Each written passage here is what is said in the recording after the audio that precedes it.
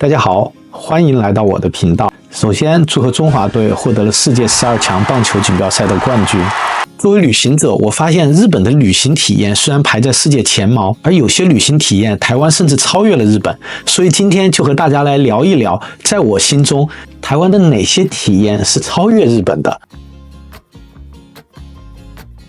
我一直以为日本的便利店已经很方便了，直到我去了台湾。首先，台湾的便利店全球密度第2，仅次于韩国，这一点已经比日本强了。另外，在功能上来说，台湾的便利店不仅仅是便利店，除了提供交水电费、寄快递、取钱、买各种票等等基本的便民服务，而且可以是咖啡馆、餐厅，甚至是景点。其中一个我个人最爱的特色是，台湾的便利店大多数都提供了用餐区或者是专门的座位，也就意味着民众可以在便利店吃东西或者是休息。这一点和日本完全不一样，因为日本的大多数便利店是禁止店内饮食的。从旅行者的角度试想一下，买了一份食物还要专门去找一个地方把它吃掉，这是一件多么麻烦的事情呢？而在台湾，这种情况完全不存在。说到这个话题，我还留意到了一个细节，如果是加热食物，台湾的便利店店员会拿一份厚纸板垫在食物的下面，防止烫伤。而便利店的美食对于旅行者来说也非常的有吸引力，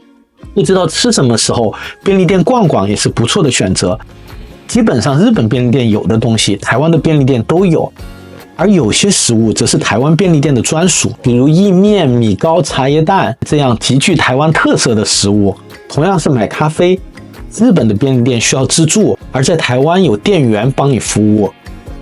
我并不是说自助有什么不好，而我曾经就出现过不太会用咖啡机的这种尴尬的情况，那么在台湾这种情况绝对不会发生。现在台湾的便利店还在不断的进化当中，更是推出了很多主题店和特色门市，居然让便利店变成了让大家可以争相打卡的地方。不得不说，台湾水啦！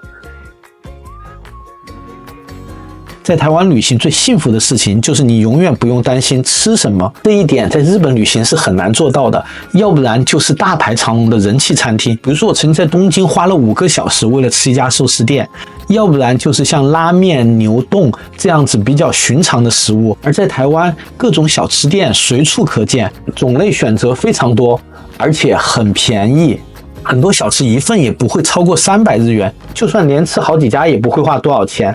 如果来台湾不知道去哪里玩，那么吃绝对是一个不错的选择。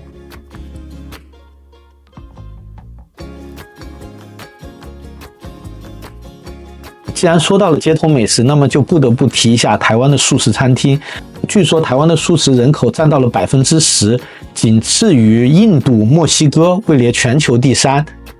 在台湾街头最直观的印象是，居然有这么多的素食餐厅，就连去政府的员工食堂吃饭，居然也提供素食自助餐。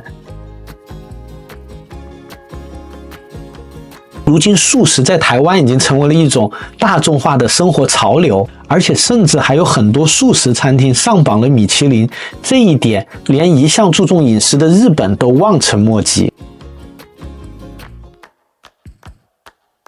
说到台铁，大家肯定会好奇，你是开玩笑吧？日本的铁路这么发达，台湾怎么能比呢？的确，日本的铁路系统实在太强大了。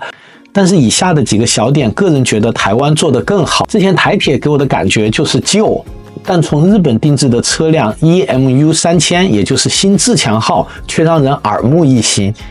搭乘体验也非常的舒适，做到了真正的 Silent Flow。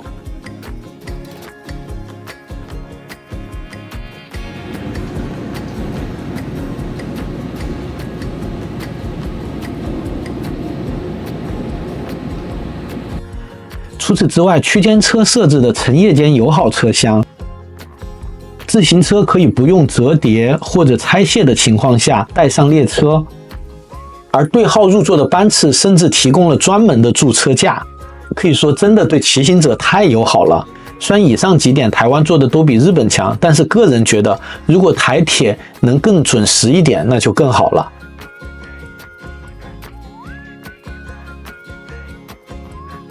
如果问大家对台湾最深的印象是什么，相信很多人的答案是机车。的确，机车在台湾已经变成了一种生活方式，这一点也和日本完全不一样。而对旅行者而言，这就意味着多了一种旅行体验和方式。大家可以在台湾更方便地租到机车，就算没有国际驾照也没有关系，因为还可以租电动机车。像在小琉球、绿岛这样子的离岛旅行的话，这个实在是太有必要了。除了骑机车， U-Bike 也是台湾的一大特色。在台湾的各大城市可以很方便的用悠游卡来骑行 U-Bike， 这样的方便程度在日本目前是完全没有办法相提并论的。旅行的乐趣会多了许多。毫无疑问，对于普通大众而言，旅行花费也是旅行体验中很重要的一个部分。虽然现在台湾的住宿的确比以前贵了不少，有些地方甚至超越了日本，但是我还是要说，从整体来说的话，台湾的住宿还是比日本便宜的。比如像在高雄、花莲、台东这样的地方，1500新台币一晚可以住到非常不错的饭店了，而且还是含早餐的价格。台湾的餐饮消费也不算贵。而从交通方面来讲，每次我从大阪飞台北或者高雄往返的机票都是控制在台币8000块以内的，所以从旅行的整体开销上来说，台湾旅行的开销还是会比日本旅行低一些，只是现在已经低不了多少了而已。不知道大家心目中还有哪些体验是台湾比日本强的呢？欢迎大家留言讨论。我是 Eric， 谢谢大家，我们下支影片再见，拜拜。